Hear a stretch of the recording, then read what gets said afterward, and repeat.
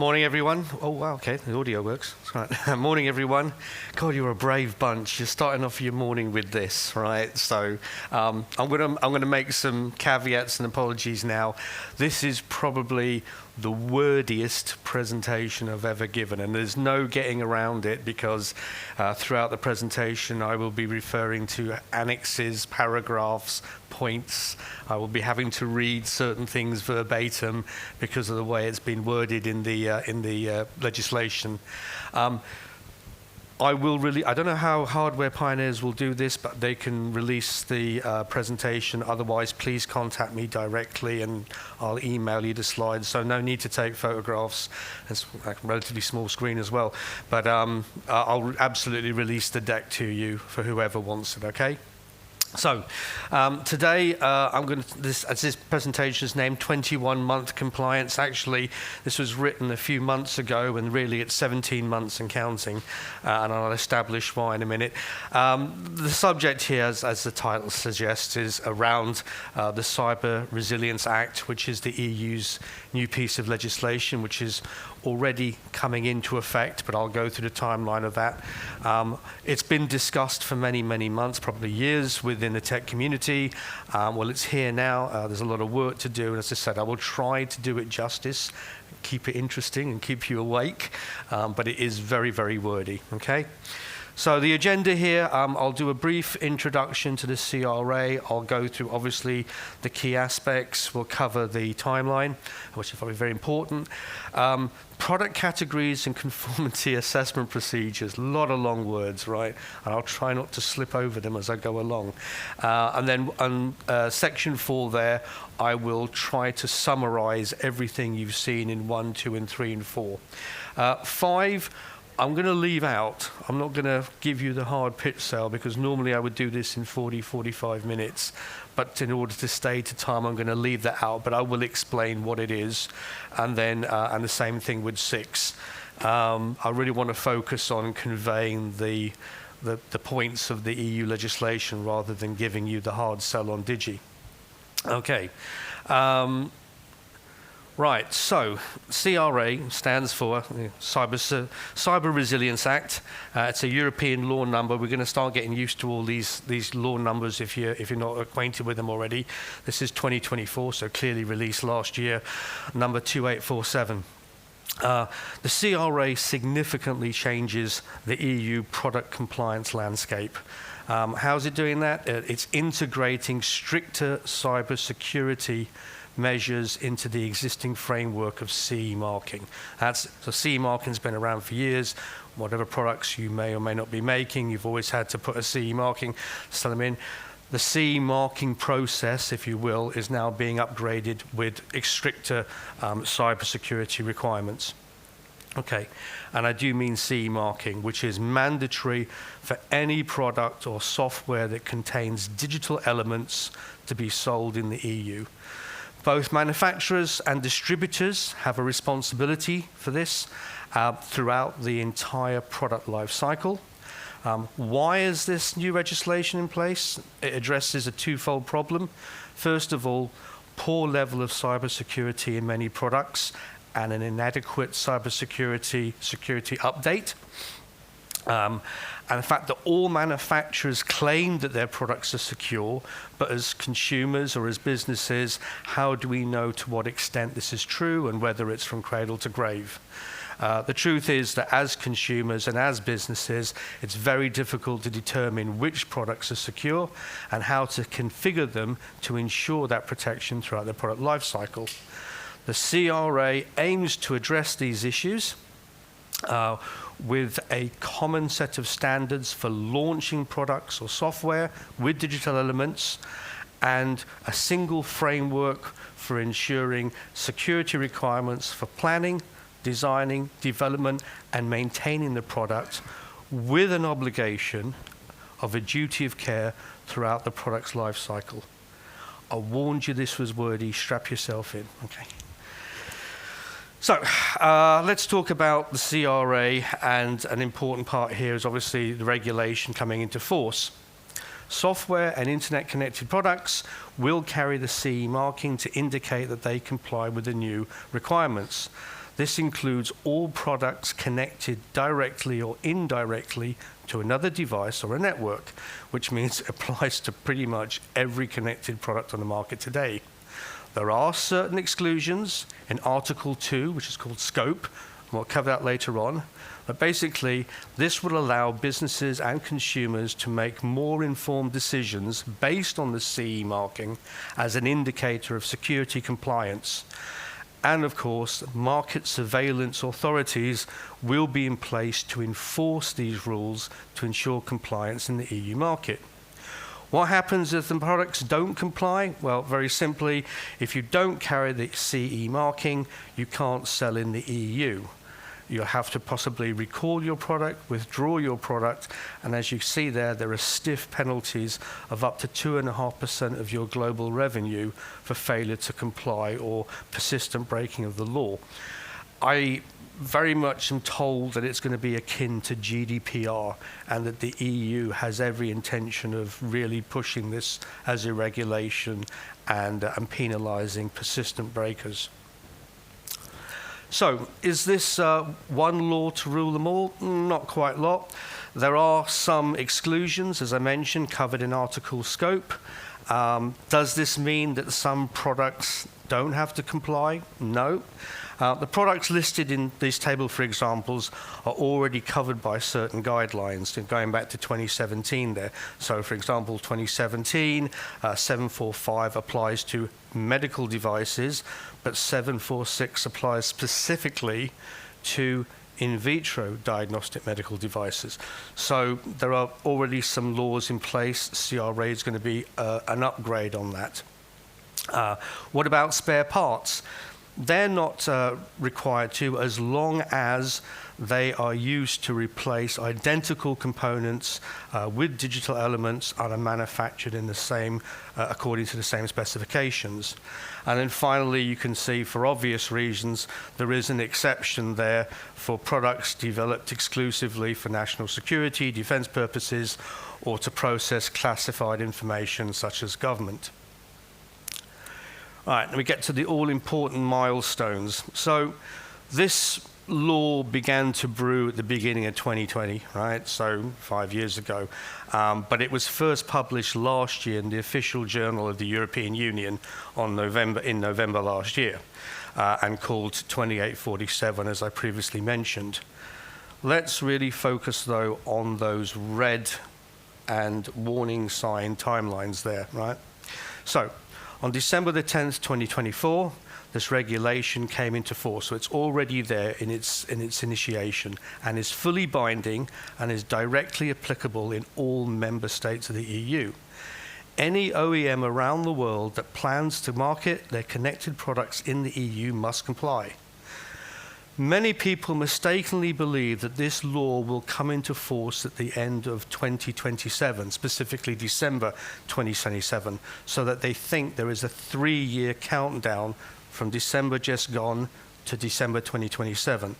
This is absolutely wrong, and I'll get down to these milestones here. The next milestone is actually June the 11th, 2026, when we'll probably all be at the next Hardware Pioneers, because that's when the date is, over at Excel. Where Chapter 4, Articles 35 to 51 shall apply. And this means that member states shall notify the Commission and other member states that they have already set up the bodies authorized to carry out conformity assessments under regulation. 3 months later, September the 11th, 2026, and this is why I talk about 17 months left to go, is when obligations of manufacturers kicks in, where manufacturers will have to report to ENISA, which is the European Union Agency for Cybersecurity, about actively exploited vulnerabilities. So that's why I say it's not a 3-year clock, it starts next September in terms of obligations of manufacturers to work within the framework of the new law. What are actively exploited vulnerabilities? The technical definition is a vulnerability for which there is reliable evidence that a malicious actor has exploited it in a system without the permission of the system owner. The regulation then in its entirety fully applies of 2027, and all products must have a CE marking indicating compliance with the CRA. So, given the average embedded design cycle, the time is now to start thinking about this when designing products. One more thing, and this is quite important as well. Products placed on the market before December the 11th, 27 will be subject to this regulation only if after that date those products undergo a substantial modification. Now, this is really important because you may feel that if you've deployed your product before that date, it's kind of doesn't count and you're only thinking about that date going forward. The trouble is that if your customers come back to you and say, hey, I need the product updated for a new software patch or a new security or there's a new threat, and you make a substantial upgrade to that product in the field, CRA now kicks in even though it was initially deployed before that date. So it is something to think about. It's not just a case of fire and forget. If you go back and make a substantial change to the product, it does suddenly become CRA compliant and falls within the remit of the legislation. Okay, before we go on to the obligations of manufacturers, it's worth just discussing how the CRA relates to the RED, or Radio Equipment Directive. Back in 2021, the Commission strengthened the cybersecurity aspect of wireless devices and products through RED Delegated Act, specifically Article 3, Paragraph 3, paragraphs points D, E, and F. In summary, it focused on EMC compatibility, health and safety, privacy and fraud protections. So it established there should be no known vulnerabilities at product launch. Software should be updatable. A conformity assessment should be carried out using a risk-based approach. It's not applicable to hardware components under RED. For consumer and industrial IoT products, self-declaration is enough. Medical devices and automobiles were exempt. How does this change with the arrival of the CRA? Well, it requires proactive and reoccurring vulnerability monitoring. Updates and patches must be provided. There are different levels of security according to product categorization. We'll cover that later on. So, for example, hardware components, unlike RED, do have to be third-party assessed. Consumer devices, self-declaration remains the same. But note, though, for industrial IoT devices, third-party assessment is now required. So you can see here quite starkly the differences between RED and the new CRA. Right? The RED Act came into force in August last year with a transition period of August this year. In the case of CRA, as I mentioned, the transition period is now and runs out in December 27 when the regulation will come into effect in its entirety. And it will replace the RED directive, specifically Article 3, Paragraph 3, DEF, not the whole Act, just that part, so that there's no conflict or overlap between the two sets of regulations. Right, this one's got a red title because this is really a lot, and I'll try to do it justice and capture everything in there, okay? So, and this is why I said we will issue the presentation to people because there's a lot to take in. Article 13 sets out the obligations of manufacturers, and Annex 1 lists the essentials of security requirements. The annex has two parts. Part 1, which is security requirements relating to product properties, and Part 2, vulnerability handling requirements. Let's break that down into three phases: design and development, support period, and then the availability of security updates. During the first phase, design and development, the regulation establishes a set of obligations. Ensure that the product has been designed and developed and produced in compliance with the essential cybersecurity regulations set out in Annex 1. Conduct a cybersecurity risk assessment associated with the product, which will be documented and updated during the support period. We'll cover what the support period is going to look like. A cybersecurity risk assessment will indicate whether the security requirements are set out in parts 1 and 2 of Annex 1 are applicable to the product in question. A cybersecurity risk assessment should be included in the technical documentation required under Article 31, Annex 7. And this should all be implemented in the conformity assessment procedures of choice referenced in Article 32. We'll cover that in the next slide. Conformity processes established by the manufacturer are essential to cover security requirements and are set out in Annex 1, Part 2. And finally, manufacturers shall draw up the EU Declaration of Conformity in accordance with Article 28 and affix the CE marking in accordance with Article 30. Let's talk about the support period. This is again, one of those things where you've got to think about the timelines to it. The product's already been placed on the market. Support period begins from the minute you've dropped it in place. Right? During this period, the manufacturer is obliged to ensure that the vulnerabilities of the product, including its components, are handled effectively and in compliance with the essential security requirements. Manufacturers shall specify the period to reflect the length of time during which the product is expected to be in use. General rule of thumb, 5 years. Manufacturers shall include in the technical documentation the information that was taken into account to determine the support period of the product. So, just in case and to avoid all misunderstanding, the support period starts when the product is placed on the market. The end date of the support period is the last time the product was sold on the market plus 5 years. So the support period is still 5 years, but its end is a rolling deadline as long as the product is placed on the market. In fact, the countdown of the support period starts when the last batch of the product is sold, but actually the support period goes until the product end of life cycle or the last delivery to customers in the EU plus 5 years. Finally, the availability of security updates.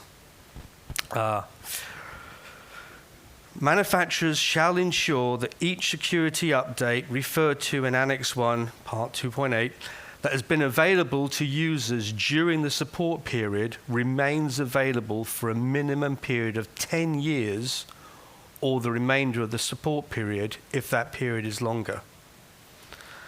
All right, let's talk about regulations for reporting, right? Again, and this is the part that kicks in as of September this year, right? This is the reporting regulations. Manufacturers must simultaneously notify the CSIRT, which is the Computer Security Incident Response Team, designated as the coordinator for each member state of the EU, as well as ENISA, the governing body for the EU, of any actively exploited vulnerabilities or known incidents. As we mentioned earlier, this applies to all products falling within the scope and regulation placed on the market before December the 11th, 2027. With regards to notifications, manufacturers should provide an early warning notification of an actively exploited vulnerability within 24 hours of manufacturers becoming aware of it. The law further requires other obligations, but I've just tried to cover the main ones here in these texts, but there are more. These are the key ones because, as I said, it becomes key as of September the 11th this year. Sorry, September the 11th next year. Get my years mixed up. Right, so let's look at product categorizations. And this is actually a really important slide in as much as it shows how much work the EU still have to do on this compliance. Right. Conformity assessment procedures. Conformity assessment is a process of verifying whether the essentials and security requirements set out in Annex 1 have been fulfilled. The law establishes 4 categories of products. You've got default and open source, important products class 1, important products class 2, and critical products. Annex 3 covers class 1 and class 2, and Annex 4 covers critical products. Products not included in those 3 categories are by default classified as open source or default products. Right?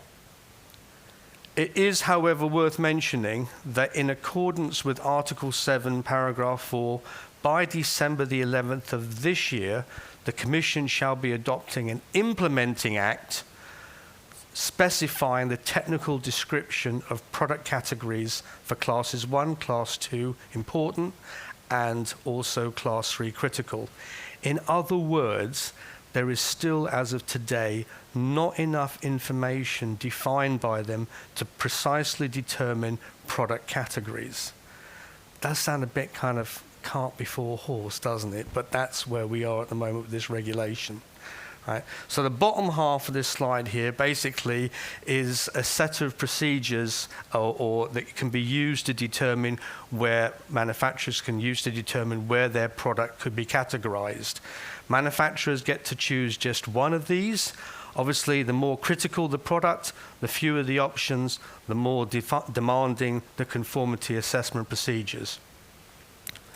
So I did promise you that we would cover all of that in one slide. So this is a summary of all those things there.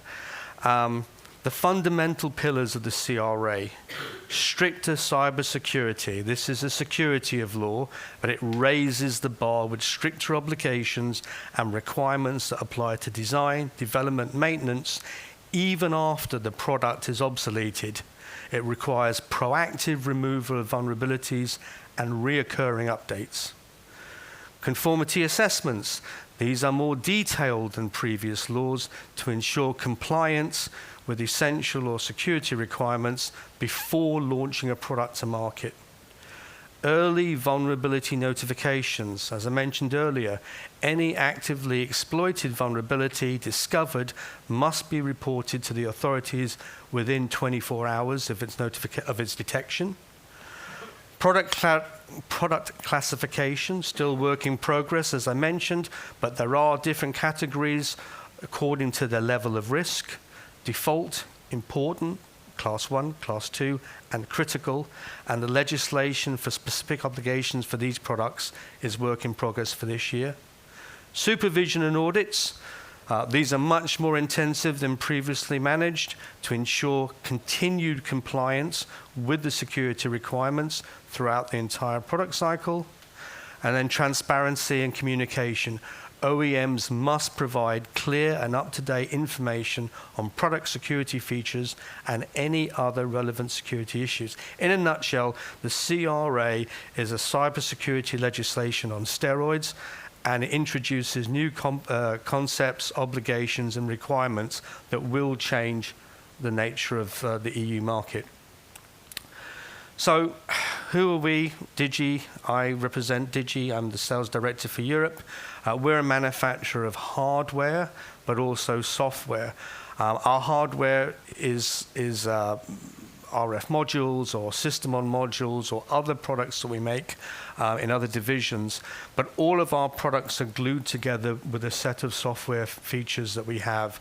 All of our products, by definition, as standard, ship with what we call Digi Trust Fence, which is a security infrastructure. It includes things like secure boot, anti-tamper, encrypted file systems, and so forth. And that ships around all of our products as standard, free of charge. We then offer 2 other services. We have the Digi ConnectCore security services, which is an active, dynamic security framework which searches for new threats as they become available. It will do a software bill of material analysis, and because many people just pull routines from libraries and kind of maybe don't always do their due diligence, when they do that. And of course, particularly if you're using, say, Yocto Linux, you are pulling supposedly from trusted sources, but it does mean that other people have got access to those libraries and can look to see if there's ways to break into them. So Digi ConnectCore Security Services does a software bill of materials, analyzes it, looks for new threats, advises you of those new threats, and then advises you of patches if they're available. If you choose to upload them, that's your decision, but that's what the service is there for. And then Digi ConnectCore Cloud Services is our remote management platform that allows customers and OEMs to be able to mass deploy over-the-air updates to in-field devices. So we have a system there of inbuilt security, extended active dynamic security, and then a deployment management system that allows in-the-field upgrades. What we've done on the next few slides, I'm not going to go through them all, is we've gone through those two sections, part one, the Annex 1, part 1 and part 2, and we've pulled out the 14 key points of part 1 and the 8 key points of part 2, and we've mapped them all to Digi's offerings to see where an offering from Digi or a combination of offerings from Digi will apply to making that CRA compliance there.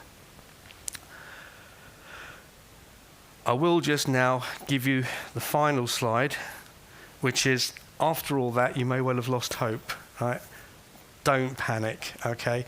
Don't believe that you'll never sell your products in the EU again, or that it's going to cost you a fortune or suck up scarce engineering resources to make your products compliant.